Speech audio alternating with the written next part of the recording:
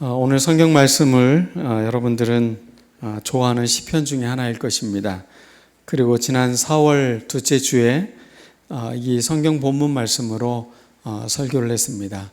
그렇지만 여러분들은 이 말씀이 좀 새롭으신가요? 아니면 기억이 나시나요? 그때 예배 말씀의 주제가 예배 내 생에 가장 밀도 있는 시간이라는 주제로 나누었던 본문입니다. 천년의 밀도를 가진 주일 예배, 우리가 그러한 예배를 드리자라고 우리가 했었는데, 오늘 말씀을 예배란 관점이 아니라 더위로 고생도 하고 또 때로는 삶의 슬픔과 어려움이 있어서 그 천년의 그런 밀도뿐만 아니라 이런 눈물 골짜기를 지나는 여러분들의 시간에 이 하나님이 주시는 이 기쁨의 샘이 여러분들에게 발견되어지는 그런 은혜의 시간이 되었으면 좋겠습니다. 여러분에게 그 맑은 샘이 오늘 기쁨으로 이렇게 솟아오르는 그런 축복의 시간이 되기를 원합니다. 오늘 시편 84편을 읽어보면 시인의 현재의 상태를 암시하는 몇몇 단어들이 눈에 들어옵니다. 첫 번째는 하나님의 궁전을 사모하여 쇠약하고 하나님께 부르짖나이다 라는 노래를 지금 이야기하고 있습니다. 그는 지금 궁전을 사모하고 있다라는 말을 통해서 현실의 삶은 하나님의 궁전과는 너무 동떨어진, 자기 현실은 좀 멀고 어렵고 힘들고 어찌 보면 이방인들이 자신의 주변에서 지배하고 있는 것처럼 느껴지고 있는 그런 순간인 것 같습니다. 그래서 그런지 마치 향수병에 걸린 사람처럼 주님의 전을 사모하고 그 애틋한 마음으로 그는 기도조차 제대로 하지 못해서 하나님을 사모하는 마음이 그렇게 큰 마음으로 커져가는 것임을 표현하고 있습니다. 몸이 멀리 떨어져 있으면 오히려 그리움이 더 커질 때가 있습니다. 여러분도 그러십니까? 그렇지만 그 마음에 있는 사랑하는 마음은 더 잘하는 것입니다. 여러분들 마음속에 하나님을 사랑하는 마음이 얼마나 간절한 마음으로 있었습니까? 그러면 오늘 이 예배에 나오는 자리가 여러분들에게는 큰 기쁨이었을 것이고 더 간절한 그리움이 사무치는 시간이 실현되는 아름다운 순간이 될 것입니다. 6절 말씀에 보면 눈물 골짜기를 지날 때라는 표현을 쓰고 있습니다. 여러분 언제 눈물을 흘리십니까? 눈에 무엇이 들어가도 눈물을 흘리고 슬픈 일을 당할 때도 눈물을 흘리고 갱년기를 만나도 눈물을 흘립니다. 그래서 여러분들에게 어떤 눈물이 흐르는지 모르겠습니다. 그렇지만 눈물이 우리에게 흐르고 있다는 것은 우리의 삶이, 우리의 마음이 무엇인가에 대한 간절한 마음을 또 위로받고자 하는 마음이 우리 안에 있음을 말해주고 있는 것입니다. 우리 안에 하나님의 전을 사모하며 이런 눈물의 골짜기를 지나고 있는 여러분들, 그런 사람들에게는 절망이 아니라 우울증이 아니라 우리에게 무엇이 주어진다고요? 기쁨의 샘을 만날 수 있다는 것입니다. 이 시인은 이 눈물의 골짜기에서 지금 이 찬양을 부르고 있는 것입니다. 절박한 현실이고 고달픈 현실이어도 하나님이 주시는 기쁨의 샘을 바라보고 있는 것, 그런 사람들에게 오늘 이 말씀은 우리에게 아름다운 노래가 되는 것입니다. 세 번째는 악인의 장막이라는 표현을 하고 있는 걸 보아서 그가 지금 있는 곳은 거룩한 곳이 아닌 것 같습니다. 어찌 보면 이방의 땅에 노예로 되어져 있는지도 모르겠습니다. 아니면 예루살렘, 이 거룩한 땅이라고 하는 곳을 벗어나서 이방 땅에서 숨어서 지내고 있는지도 모르겠습니다. 아무튼 그에게는 이 절박한 현실 가운데 있지만 그는 주님을 향해 그 마음을 놓치지 않고 있다는 것입니다. 우리가 악인의 장막에서 하나님의 장막을 기다리는 것, 악인의 장막, 장막이라는 것과 성전이라는 단어는 조금 차이가 나는 단어입니다. 성전은 어떤 곳입니까? 솔로몬이 지은 성전, 헤롯이 세운 성전, 화려하고 뭔가 있는 곳입니다. 그런데 장막이라는 표현을 보면 그것은 광야 생활을 암시하고 있는 것처럼 척박하고 힘들고 어려운 자신의 지금 상황을 이야기하고 있다는 것입니다. 여러분들의 장막이 또 광야처럼 그렇게 삶을 살아가고 있습니까?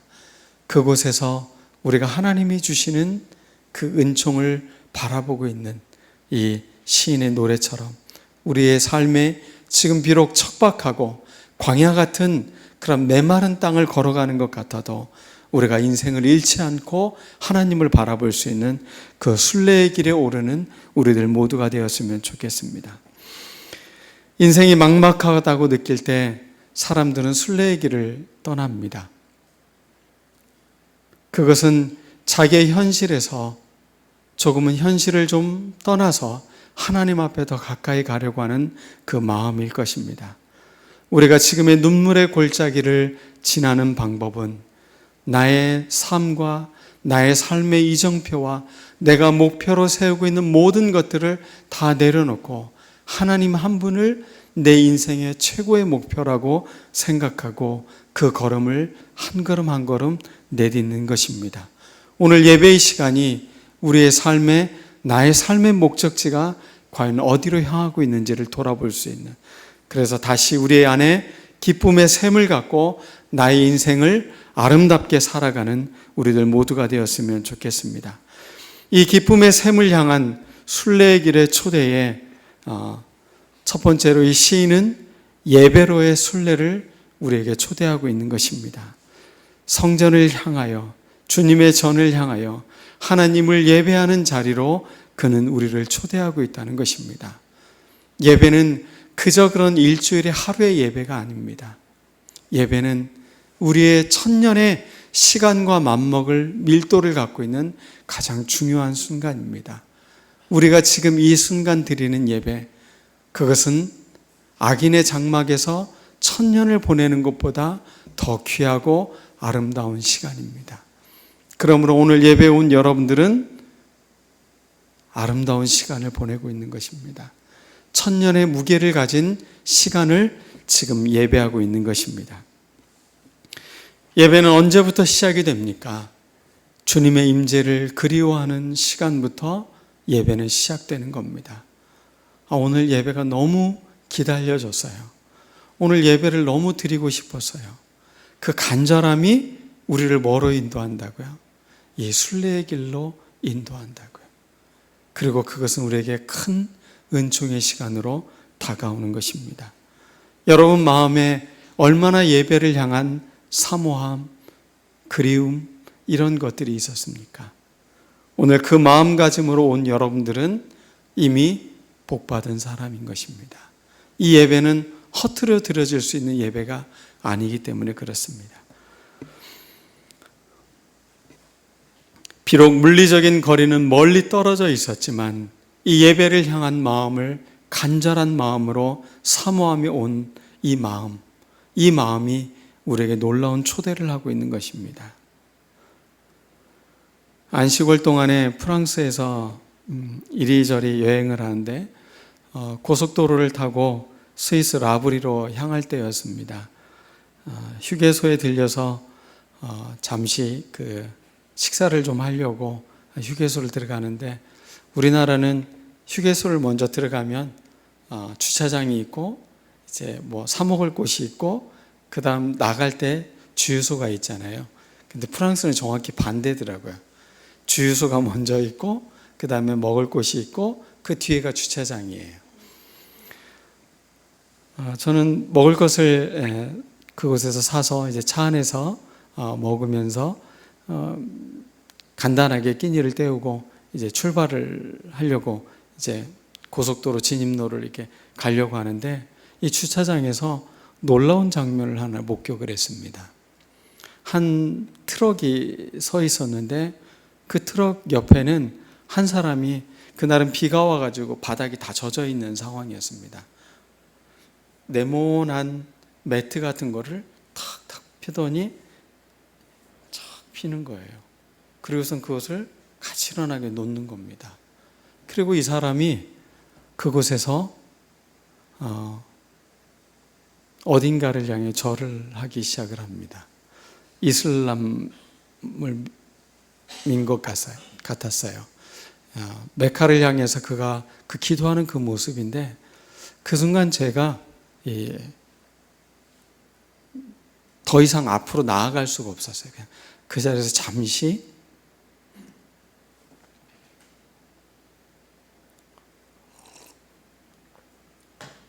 멈출 수밖에 없었습니다. 그 이유는 나에게는 예배를 향한 저 사람과 같은 진지함이 과연 있었나? 라는 생각이 들었어요. 내가 일상의 삶을 살아가면서 너무 분주하고 바빠서 사실은 그냥 그 분주함의 일들을 빨리 해결하는 데에만 급해 있지, 내가 과연 저렇게 하나님을 예배하고 하나님께 기도하는 그 시간을 정해놓고 나는 모든 것을 다 뒤로하고 과연 하나님을 향해 있지 못했다라는 생각이 들었습니다.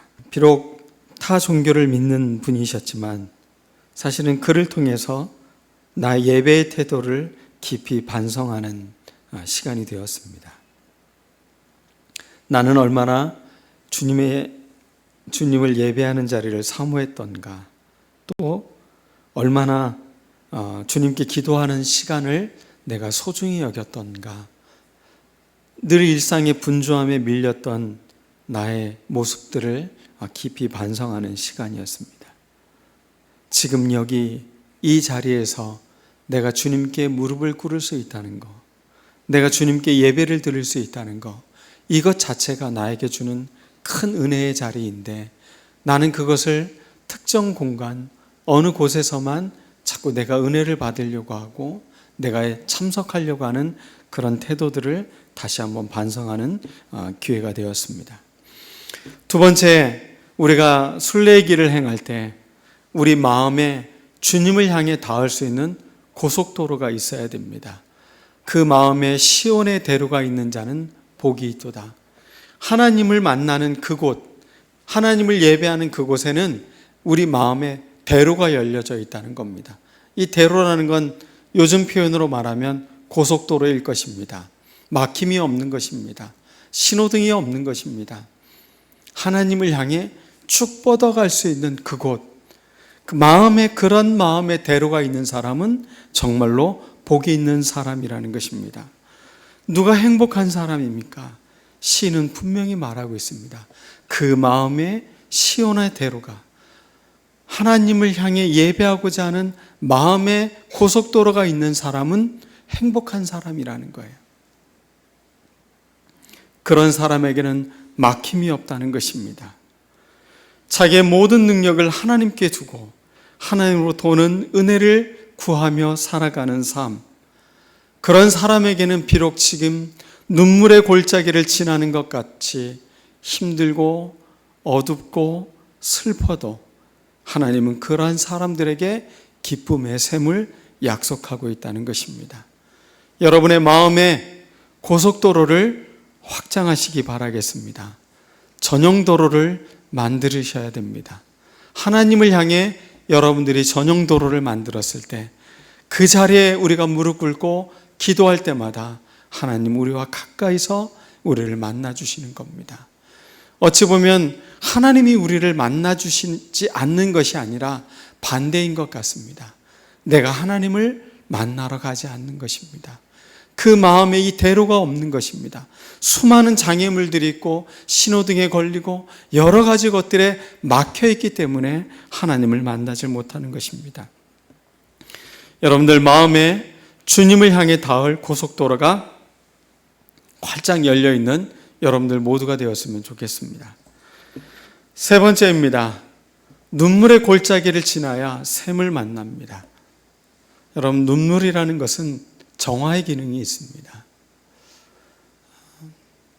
한 분이 자기 가까운 사람을 잃어서 너무 슬퍼합니다. 그런데 다른 사람들이 너무 슬퍼해서 자기는 슬퍼하면 안 될 것 같아서 안 슬픈 척, 괜찮은 척 하면서 가족들을 잘 챙겼습니다.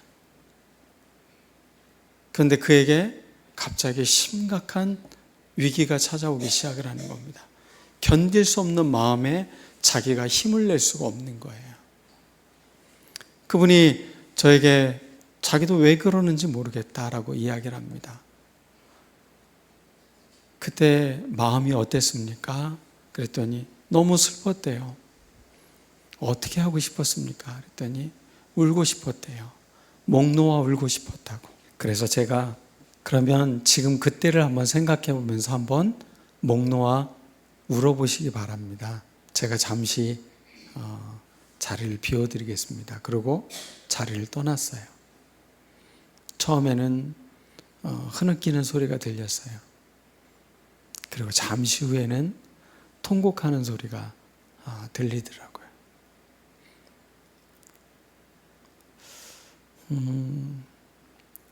우리는 눈물을 억제하는 것이 미덕이라고 생각하는 시대를 살고 있어요. 그래야 좀 더 강해 보이고, 그래야 좀 자기 마음을 잘 컨트롤해 보이는 사람인 것처럼. 그렇지만 이 눈물의 골짜기가 눈물로 끝나지 않는다는 것.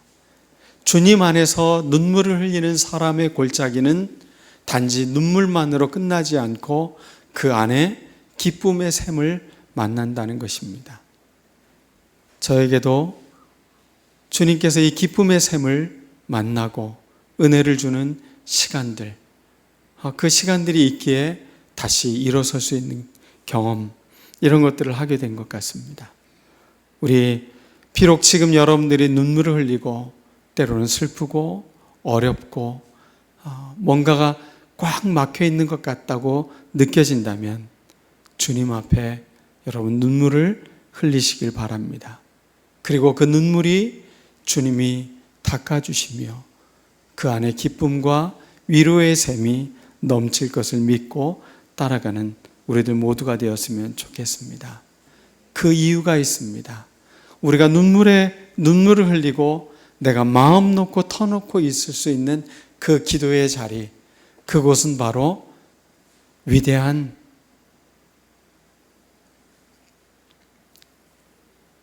리스너가 있기 때문입니다.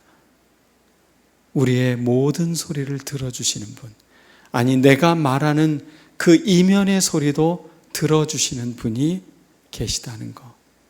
하나님께서는 우리가 눈물 짓고 우리가 화가 나고 우리가 속상하고 우리가 억울한 마음들을 그분에게 보일 때 그분은 우리의 모든 것을 들어주시는 분이라는 겁니다. 때로는 말 못할 때가 있습니다. 그러나 그 말 못한 말까지도 들어주시는 하나님, 바로 그 자리가 기도의 자리입니다. 우리가 기도해야 되는 이유는 바로 이 자리가 있기 때문입니다. 여전히 우리에게 귀를 기울여 주시는 하나님, 그래서 나의 눈물도 나의 속상함도 나의 억울함도 나의 아픔의 소리도 들어주시는 하나님, 그분이 우리를 기쁨으로 이끌어 주신다는 것입니다.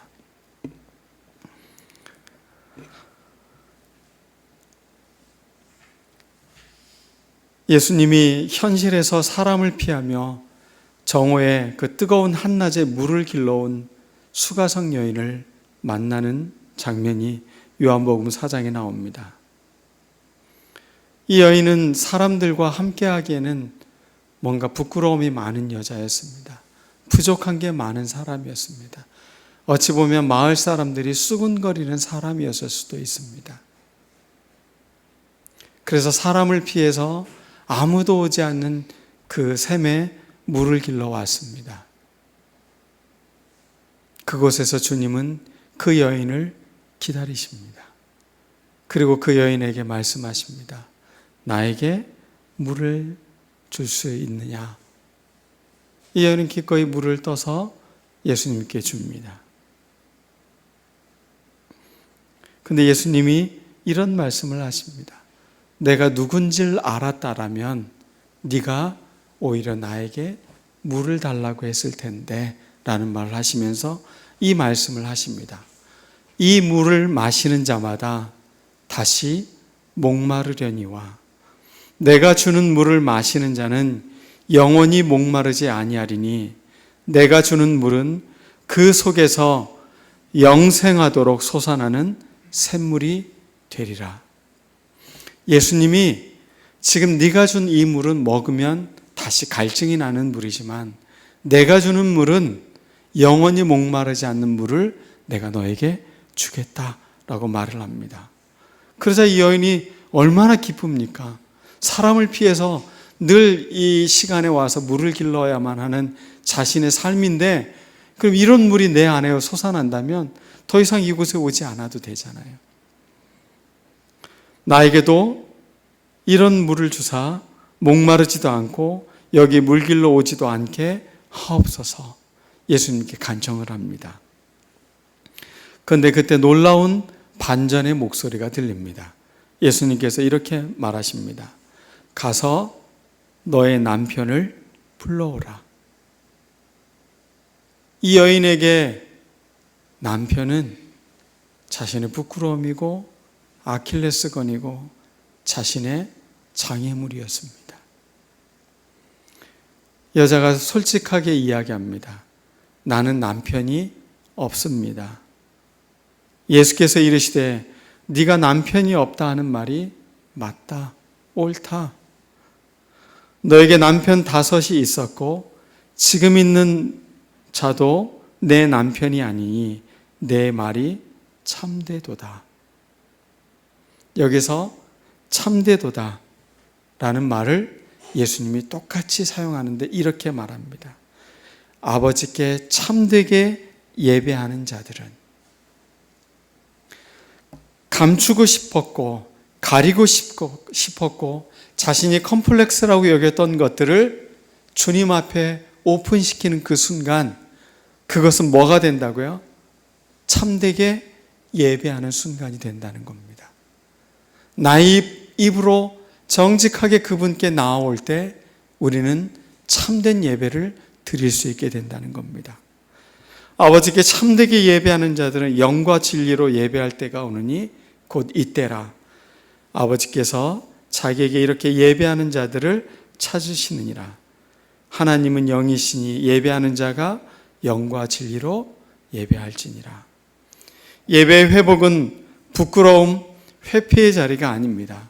모든 것을 아시는 그분께 우리의 부끄러움을 정직하게 내어놓는 것이고, 그때 주님은 이 모든 것들의 부끄러움을 씻어주시고 우리 안에서 진정한 기쁨을 솟아오르게 해주신다는 것입니다.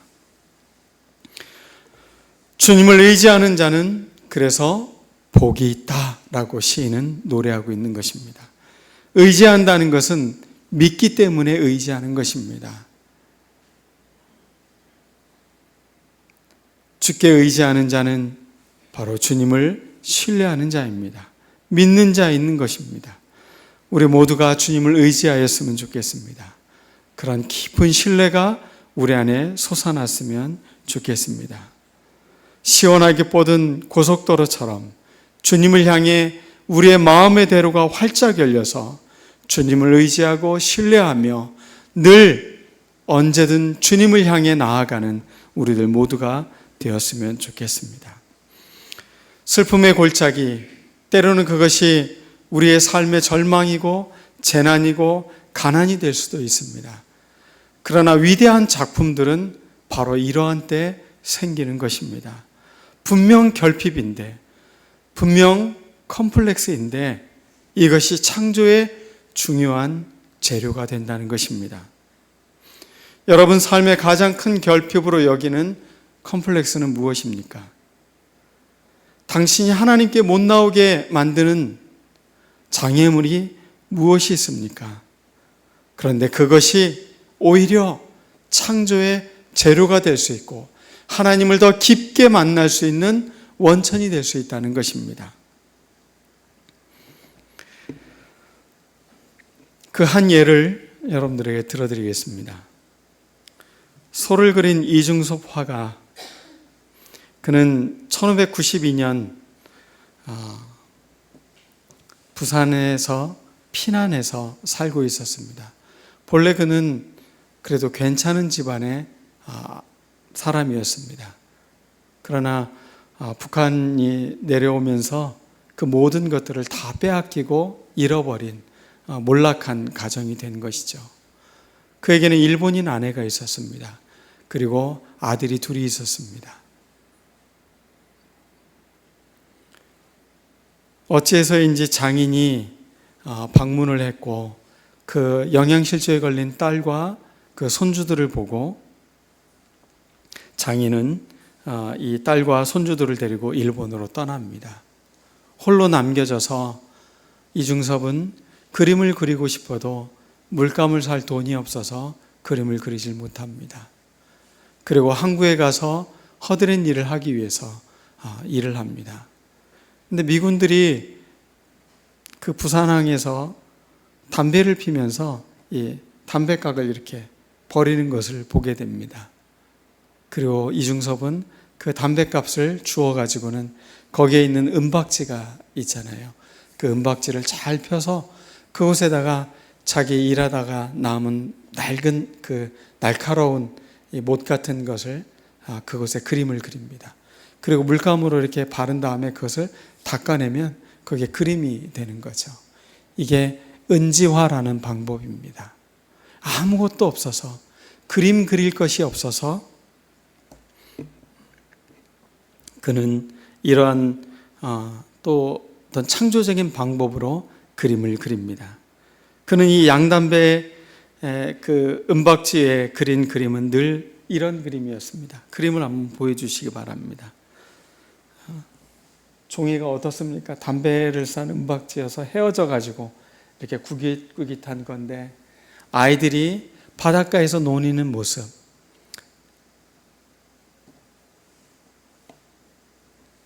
그러한 그림을 그립니다. 그에게는 지금 눈물의 골짜기의 시간입니다. 가족과도 이별해 있고 그리움이 있고 또 돈도 없고 가난하지만 그에게는 가족을 향한 그리움이 있습니다. 사랑이 있습니다. 하나님을 향한 우리의 마음에 이러한 사랑이 있다면 내가 생각하는 컴플렉스, 내가 생각하는 부족함, 내가 생각하기에 어려운 것이라고 생각하는 게 하나님을 깊이 만나는 창조의 원천이 될 수 있다는 것. 지금 여러분을 눈물 짓게 만드는 골짜기, 컴플렉스, 그것에서 우리는 기쁨의 샘을 발견할 수 있는 놀라운 이 위대한 삶을 우리가 살아가는 우리들 모두가 되었으면 좋겠습니다. 여러분, 뭐가 부족하십니까? 그건 부족한 게 아닙니다. 창조의 원천입니다. 그 부족함을 뛰어넘어 여러분 안에 놀라운 기쁨의 샘을 주실 하나님을 바라보며 이 창조에 동참하는 여러분들이 되기를 간절히 축원합니다. 기도하겠습니다.